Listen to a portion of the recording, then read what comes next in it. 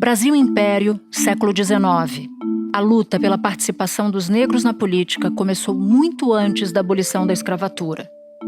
O advogado baiano Antônio Pereira Rebouças, filho de um alfaiate português e de uma escravizada liberta, foi o primeiro negro a integrar a elite política. Eleito deputado em 1828, virou conselheiro de Dom Pedro II. Ele realmente nasce num contexto revolucionário.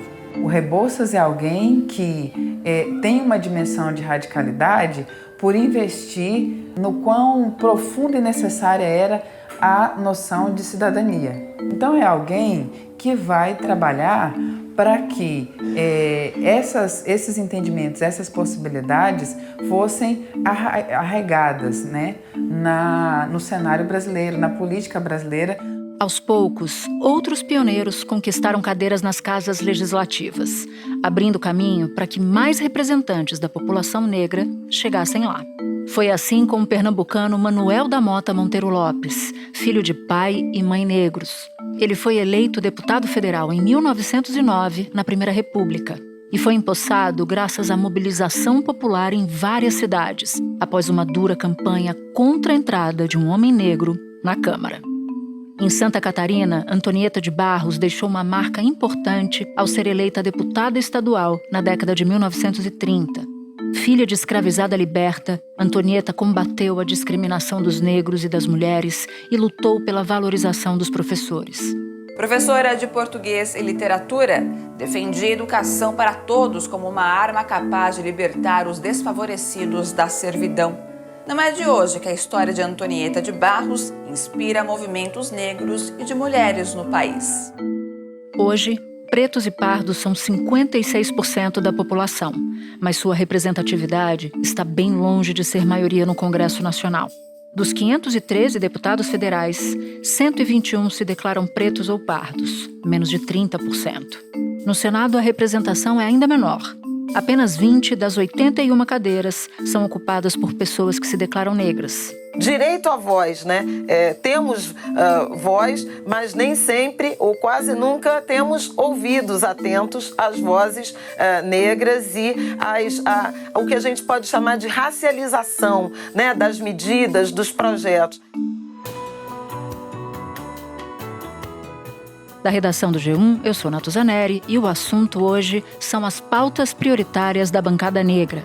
Um episódio para entender quais medidas são fundamentais para aumentar a participação da população preta e parda na política. Minha convidada é a deputada federal Benedita da Silva, do PT do Rio de Janeiro. Formada em serviço social e como auxiliar de enfermagem, Benedita foi a única deputada negra na Constituinte de 1988.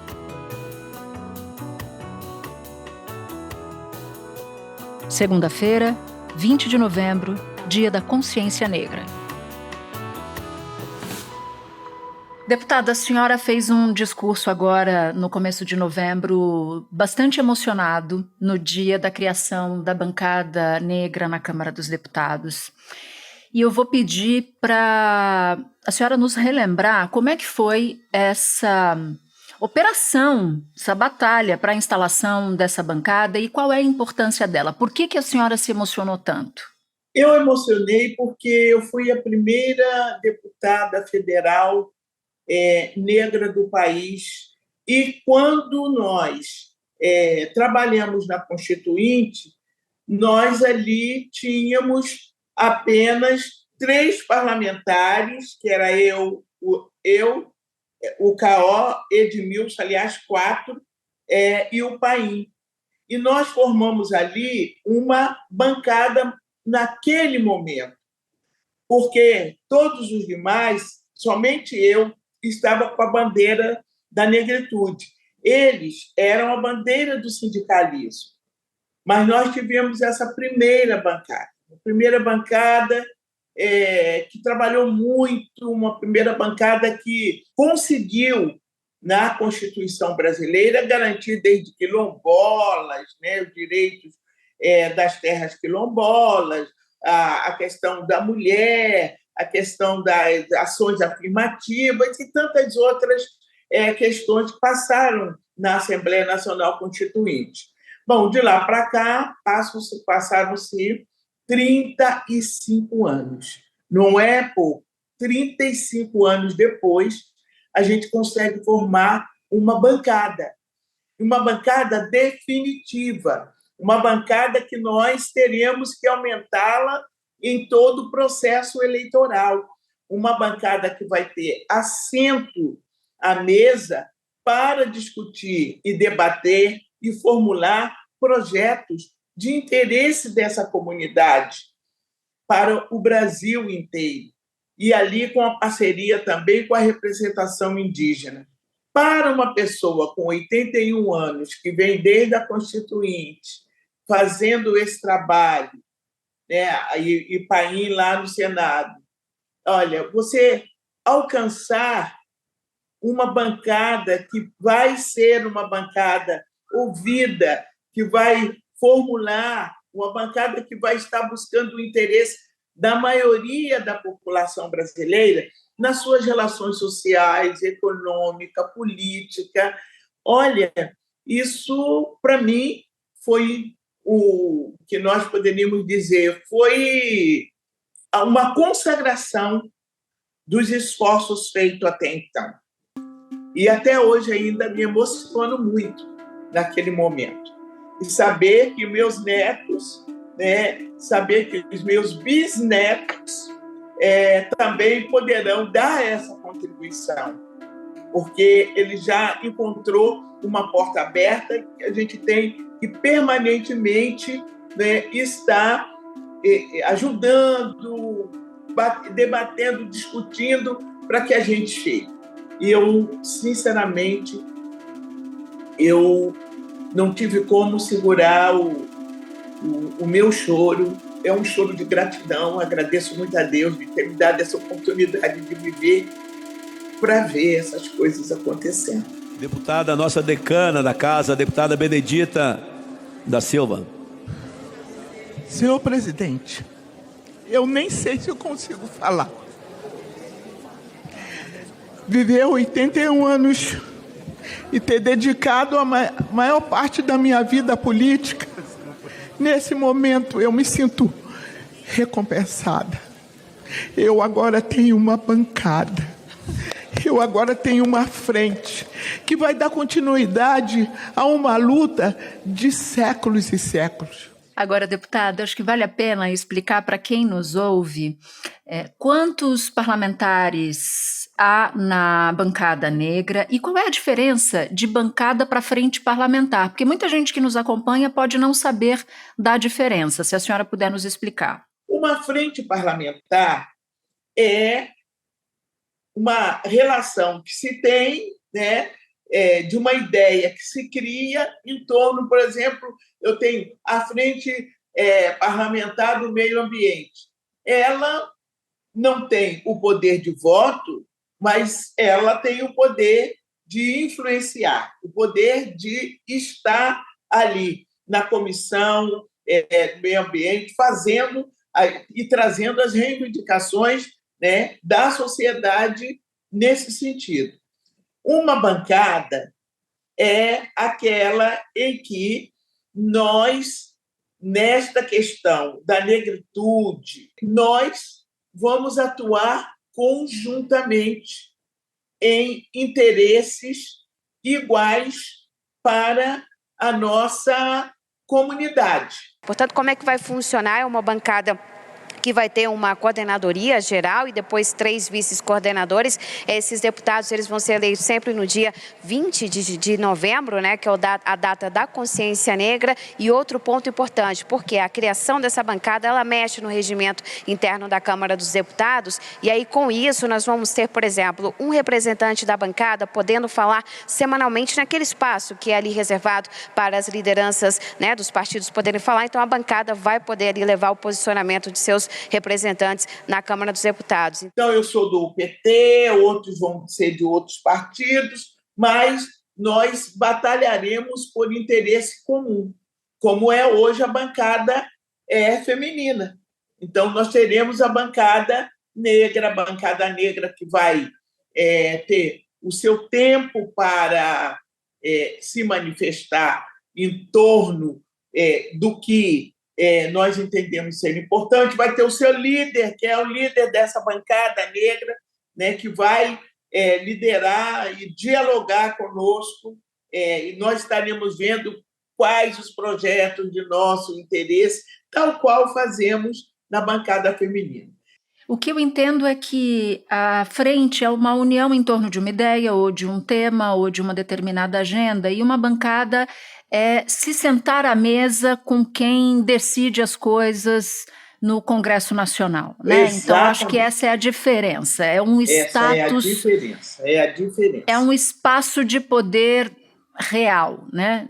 Isso. Com estrutura, com estrutura, né? Você tem ali o gabinete, né, de liderança, você tem tempo de fala, né? Você tem tempo de fala. Alguns acharam mas por que ter essa coisa, tempo de fala, ter um líder ali, uma coordenação? É porque também é didático levar as demandas e fazer o debate. Nós precisamos fazer o debate contra o racismo, né, contra o feminicídio, que nós fazemos com a bancada feminina, né, dialogamos com a direção da casa, dialogamos no colégio de líderes e dialogamos também em nossas bancadas. Então, é muito importante. Esse foi, eu acredito que foi um dos grandes momentos do Congresso Nacional, tal qual foi da Constituinte. E, além dessas questões, nós temos ainda, né, as cotas. As cotas foram importantíssimas, o governo ter sancionado, e nós temos também agora a questão das ações afirmativas, das cotas, na questão da educação, elas estão muito mais ampliadas. O Senado aprovou a atualização da lei de cotas em universidades e institutos federais por mais 10 anos. 50% das vagas em institutos e universidades federais continuam destinadas a alunos que estudaram em escolas públicas. Desse total, metade é para estudantes de baixa renda e há a distribuição proporcional das vagas de acordo com um percentual de pretos, pardos, indígenas e de pessoas com deficiência por estado. Além disso, quilombolas passarão a ter direito à reserva de vagas. O projeto também estende vagas a programas de pós-graduação, como mestrado, doutorado. Uma bancada identitária acaba reunindo parlamentares de diferentes matizes ideológicos. Então, eu queria te perguntar quais são os critérios para adesão a essa nova bancada, deputada? Foram várias as argumentações, inclusive de colocar que era uma discriminação, que aí outros levantaram dizendo não, nós vamos criar essa bancada, considera que é uma bancada sem voto. Não, nós não chegamos lá sem voto. Nós chegamos com muitos votos. Uhum. Nós chegamos para colocar também uma ideia. E essa ideia, ela não é uma ideia que majoritariamente o Congresso vai, porque as ideias são colocadas e nós ali fazemos a disputa. E quem realmente está imbuído de vontade política e saber e ter consciência de que existe um racismo no nosso país e que é preciso combatê-lo, inclusive o nosso, porque tem o que nós chamamos de consciente e inconsciente, que só se manifesta em momento em que se sinta ameaçado. Não, eu sempre estive nesse lugar, esse lugar sempre foi meu. Mas agora, quando você propõe uma coisa, não, peraí, não é bem assim. Então, é preciso, sim, que as pessoas tenham consciência. E não tem um lugar melhor para fazer esse debate. Não tem um lugar melhor, porque ali está uma representação nacional. É o Congresso Nacional Brasileiro. E o Congresso Nacional Brasileiro ele tem, sobretudo, a responsabilidade de ser um guardião, junto com os demais poderes, da nossa Constituição. E é ela quem está nos garantindo isso. Uhum. E, por isso, quando nós vamos fazer uma reforma política, Não, uma reforma política, eu quero discutir a cota para os negros e negras, eu quero discutir para os indígenas, vamos discutir cotas para os quilombolas. Mas nós vamos falar de fundo eleitoral? Sim. Mas para quem? Não basta. E nós queremos também que não basta você dizer que é negro. Não basta. Você tem que dizer que é negro, mas que é antirracista. Porque esse é o grande compromisso, de ser antirracista. É isso que nós cobramos do Estado. Então não basta, eu não sou racista. Não é, mas tem que ser antirracista. E é nesse momento que o debate esquenta, porque a gente vai ver ali quem é antirracista ou quem só diz que não é racista, mas na hora de votar os interesses dessa comunidade, que é majoritária do país, vota contra. Nós vimos isso na questão das políticas de cotas com os argumentos incríveis. Espera um pouquinho que eu já volto para continuar minha conversa com a Benedita. Tem um ponto, a senhora cita a lei eleitoral, a discussão das cotas, e tem numa comissão especial a chamada PEC da anistia, que continua ali em discussão. E ela prevê, e a bancada tem o objetivo de se debruçar sobre isso, essa PEC da anistia prevê um perdão às multas que foram impostas aos partidos políticos que nas eleições do ano passado, de 2022, descumpriram justamente as cotas orçamentárias para candidaturas, né? Candidatos e candidatas negras e negros. Na sua avaliação, deputada, qual é a força de enfrentamento à PEC? Quantas armas vocês têm para enfrentar esse perdão, uma vez que maior parte dos partidos é liderada por pessoas brancas e que há muito tempo vem se incomodando com essa fatia de dinheiro que é reservada para apoiar candidaturas negras no país? Nós temos colocado as nossas propostas. Você está falando da PEC 9. Exatamente por quê? Porque ali não trata só da questão racial ou políticas de ações afirmativas e política de gênero. Na verdade, os partidos políticos colocaram nessa PEC também essa questão racial e a questão de cadeiras para negros e negras, cadeiras para as mulheres. Essa PEC está sendo chamada até já de boiada eleitoral, né? E é um acordo entre vários partidos, de várias orientações. Essa é outra questão muito grave, porque você, de fato, tem regras, essas regras não são cumpridas pela própria classe política, e aí, de última hora, o que é que se tenta fazer? Se tenta fazer uma emenda à Constituição. Então, mostra que, de fato, existe um movimento amplo, suprapartidário, pela anistia desses partidos que não cumpriram a legislação justamente para a inclusão de mulheres na política e de negros na política. O que nós queríamos, desde o início, é que essas questões estivessem em separado. Mas, até agora, não tivemos um consenso. Por exemplo, nós queremos que nós, mulheres, permanecemos com nossos 30% e que tenhamos também 30% para os homens e mulheres negros. Mas querem deixar 20% apenas para os negros. E eles dizem que, para as mulheres, nós já estamos incluídas, nós, mulheres negras. Então, são 20% só para homem e os 80%, né? Sobram dos 100%. E nós, mulheres, nós vamos manter o nosso 30%. Então, quando eu falo que eu quero 30% para negros e negras, eu estou considerando a questão racial e não apenas de gênero. Aí eles dizem o seguinte, não, os 30% já existe para as mulheres negras dentro da da bancada feminina, vamos assim dizer, da cota feminina, o que não é realidade.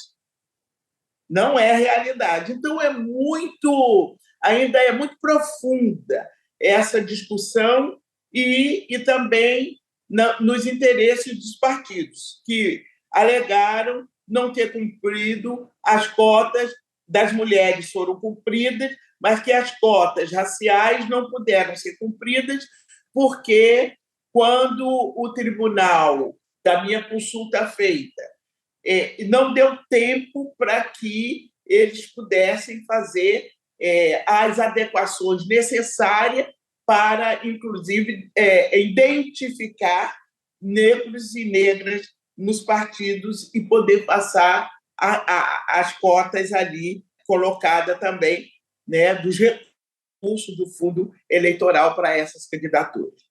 Quando a gente fala de cotas, a gente está falando de múltiplos assuntos aqui. A gente está falando de cota de financiamento, né, ter um dinheiro mínimo reservado do orçamento para financiar candidaturas negras. A gente também está falando de um mínimo de candidaturas negras e femininas, por exemplo, para disputar as eleições. Então, cada partido vai ter que cumprir aquele mínimo, mas também há uma discussão. E a senhora é autora de um projeto de lei que prevê cota para pessoas negras no legislativo. E aí, nas eleições passadas, o possível avanço do número de parlamentares negros foi colocado em debate por causa da discrepância entre a autodeclaração de raça e o modo como alguém é percebido na sociedade. Ou seja, o deputado se declara como negro, mas ele é visto e tratado como branco socialmente. Então, essa é uma discussão que eu queria fazer aqui com a senhora. Especialistas, deputada, apontaram que a Câmara era, na verdade, mais branca do que aparecia no papel, ou seja, nas autodeclarações. Como é que a senhora vê esse desafio? Como é que ele pode ser enfrentado? As pessoas se declaram, né?